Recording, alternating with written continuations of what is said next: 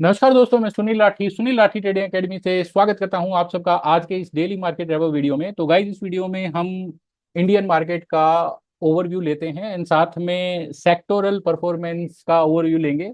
And उसके साथ साथ हम सेक्टोरल इंडाइसिस का टेक्निकल एनालिसिस भी परफॉर्म करेंगे, सो दैट हम ये पता लगा सकें कि आने वाले सेशन में कौन से सेक्टर्स के जो स्टॉक्स हैं वहां पे हमारे लिए ट्रेडिंग अपॉर्चुनिटीज बन सकती हैं।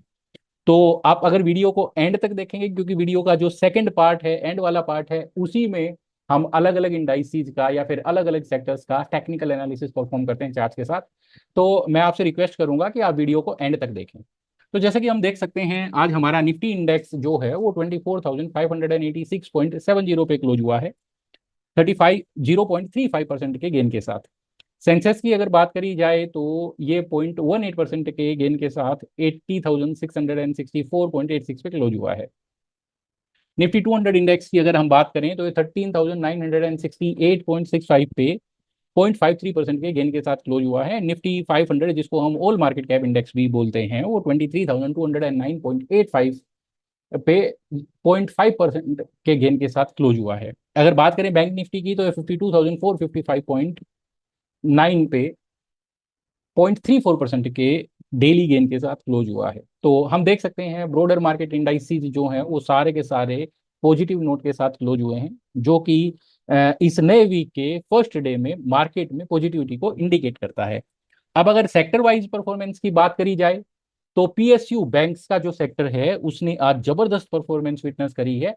एंड हम देख सकते हैं करीब करीब 3% का जो गेन है वो इसने दिखाया है। तो हमारे पास्ट वीक के जितने भी वीडियोज हैं उन सारे वीडियोज में हम बात कर रहे थे कि जो पीएसयू बैंक्स का जो इंडेक्स है वो कहीं ना कहीं स्टेगनेंट से नेगेटिव नजर आ रहा था, कि वहां पे थोड़ा नेगेटिविटी डेवलप होने की कोशिश हो रही थी।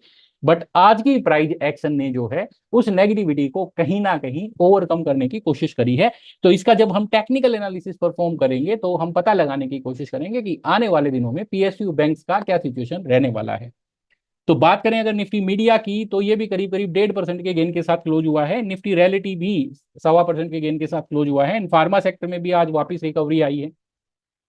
तो मीडिया सेक्टर तो हमें पॉजिटिव लग रहा था, बट रियलिटी सेक्टर में थोड़ा सा जो नेगेटिविटी देखने को मिली थी पास्ट वीक में, तो इस बार देखते हैं कि इसका भी चार्ट कैसे वर्क करेगा।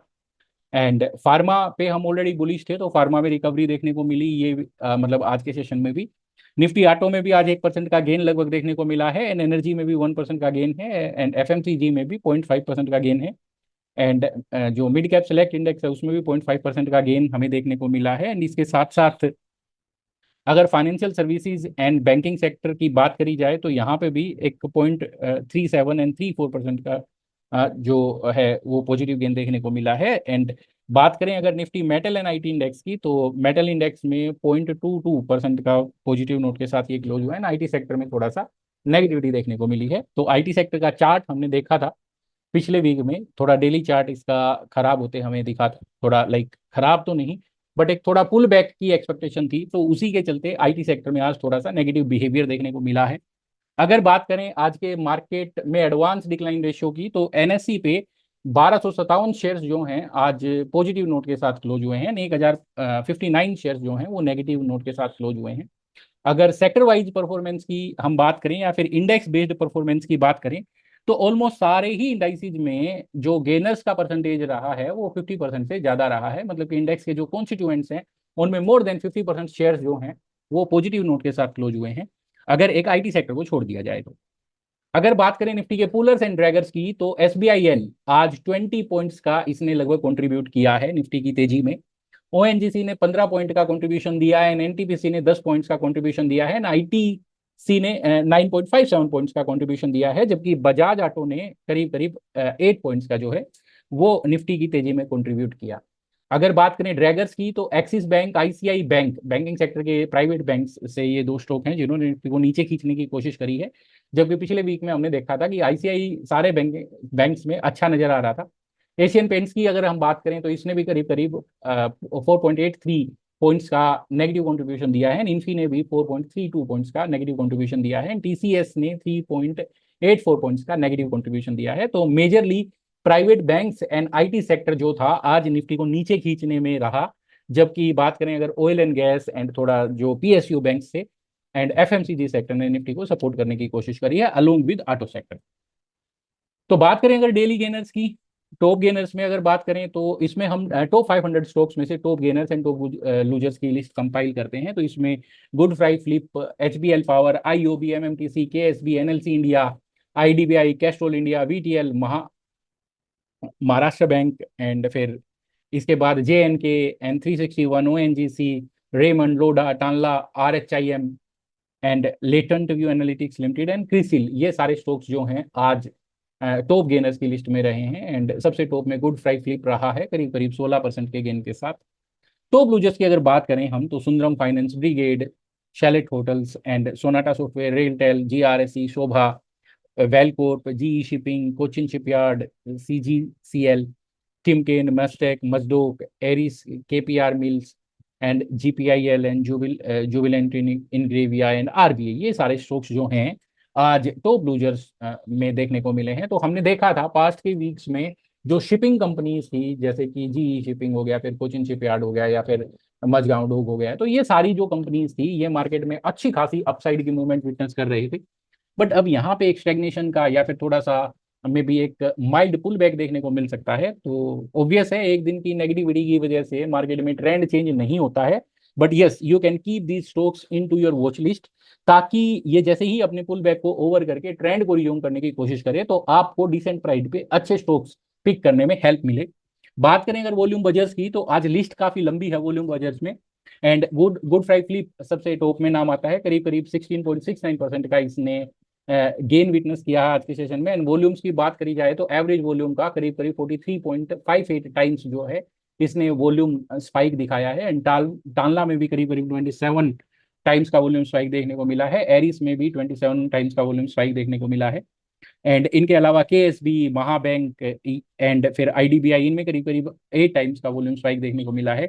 जबकि MapmyIndia and Route Mobile में करीब करीब 7 टाइम्स के वॉल्यूम स्पाइक देखने को मिला है। एंड सफारी एंड आईओबी इसमें भी करीब करीब 6.5 से 7% का वॉल्यूम स्ट्राइक, 7 टाइम्स का वॉल्यूम स्ट्राइक देखने को मिला है।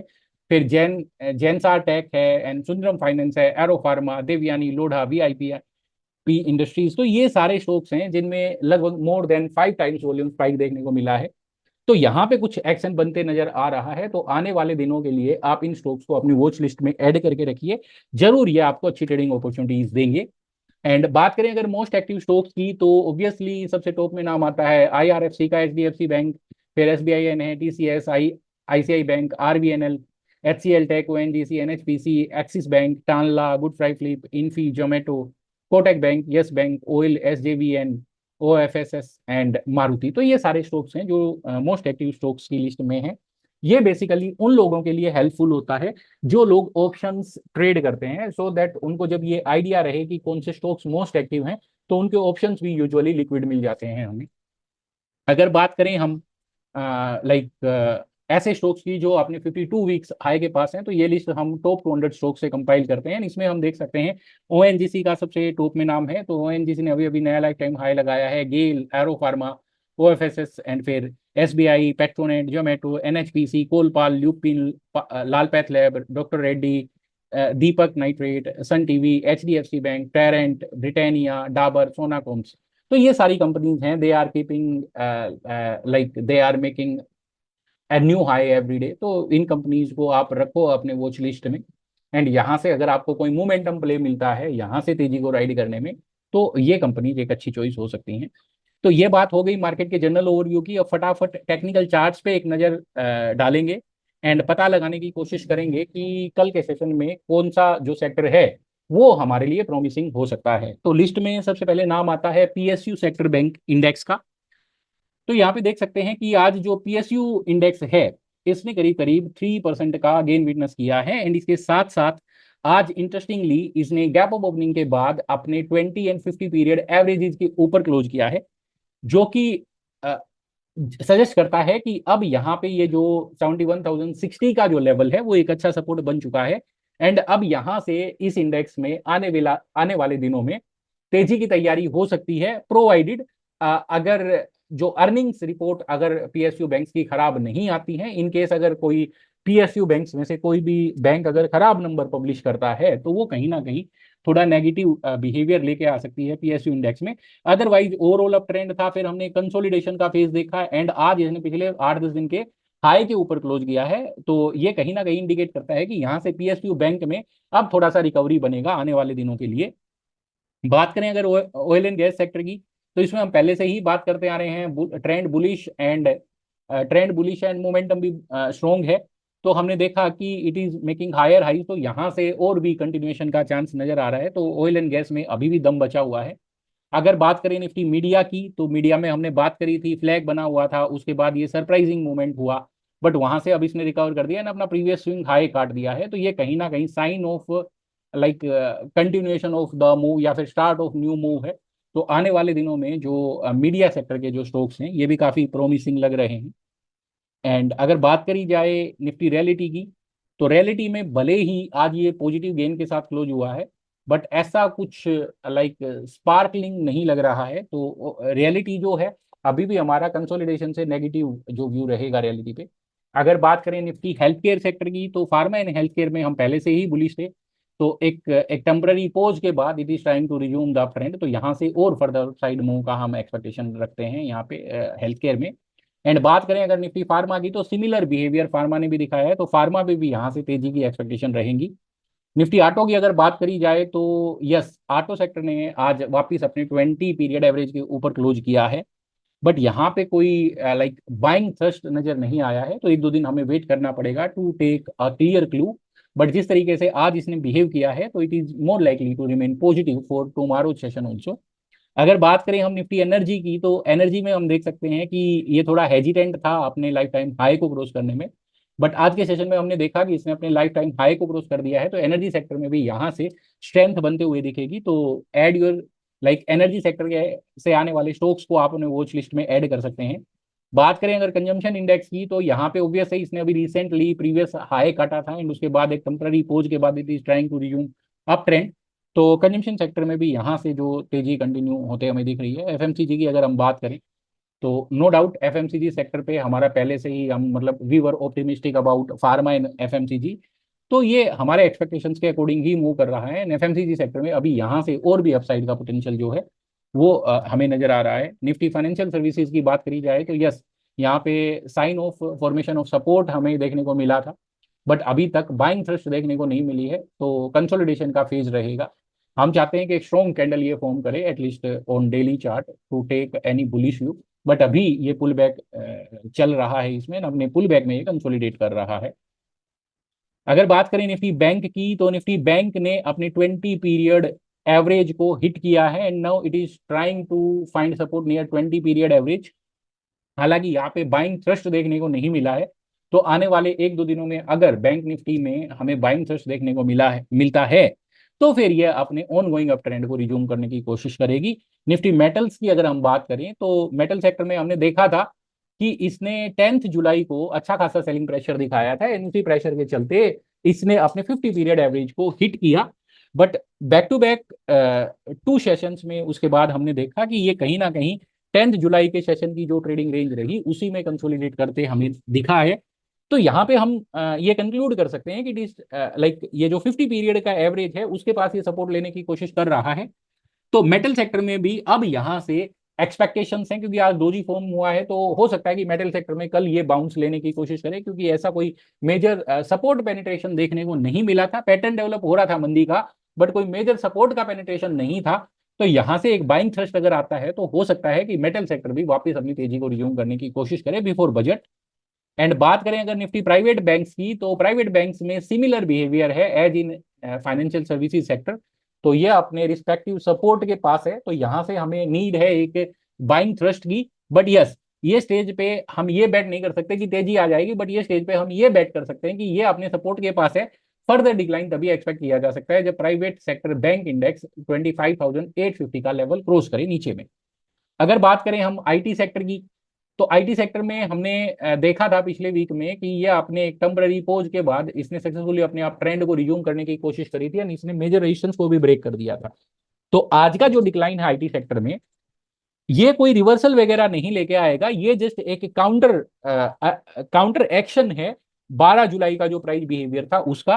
तो यहां से हम कोई इसमें मंदी एक्सपेक्ट नहीं कर रहे, ट्रेंड इसमें बुलिश ही रहेगा। तो आज हमने यहाँ पे एक नेगेटिव कैंडल फॉर्म होते दिखाया, तो हो सकता है कि आईटी सेक्टर में कल वापस से इसका चार्म लौटने की कोशिश करे, एंड कल मार्केट की तेजी में आईटी सेक्टर भी हो सकता है कि कंट्रीब्यूट करने की कोशिश करे। तो by looking at the chart, आज के लिए अपडेट है कि पीएसयू बैंक जो हमें थोड़ा वीक लग रहा था, तो पीएसयू बैंक इंडेक्स जो है वो थोड़ा सा पॉजिटिव टर्न ले रहा है। इसके अलावा मीडिया सेक्टर कोशिश कर रहा है ऊपर जाने की, बट स्ट्रेंथ इसमें अभी भी नजर नहीं आ रही है। फार्मा एफएमसीजी जो है वो अभी भी प्रोमिसिंग लग रहा है, एंड एनर्जी सेक्टर ने भी अभी अपना लाइफ टाइम हाई क्रॉस करा है, तो एनर्जी सेक्टर में भी यहाँ से जो तेजी है वो कंटिन्यू हो सकती है। तो एक कंसर्न जो रहेगा वो अभी केवल financial services, metal sector and फिर जो प्राइवेट बैंक्स हैं उनके ऊपर रहेगा। ओवरऑल जो इंडाइसेस हैं मार्केट के वो पॉजिटिवली प्लेस्ड हैं। तो आज के मार्केट रैपअप के लिए इतना ही गाइस। संडे को हमने हमारी एक सीक्रेट स्ट्रेटजी शेयर करी थी आप लोगों के साथ, एंड उसमें जो आप लोगों का रिस्पॉन्स मिला है that is like encouraging for me. मेरे को बड़ा अच्छा लगा आप लोगों का जो रिस्पॉन्स मिला मेरे को उस वीडियो में, एंड इसने मेरे को एनकरेज किया है कि ऐसे ही एक और सीक्रेट स्ट्रेटजी मैं आने वाले वीडियोज में आप आने वाले वीकेंड में भी आपके साथ शेयर करूं। इसलिए आप ज्यादा से ज्यादा लोगों को हमारे चैनल पे इनवाइट करें, एंड हमारे वीडियोज को बाकी लोगों के साथ भी शेयर करें, सो दैट हम सब लोग एक साथ मिलकर आगे बढ़ सकें। आज के लिए इतना ही। Thank you for watching, stay connected for more such updates.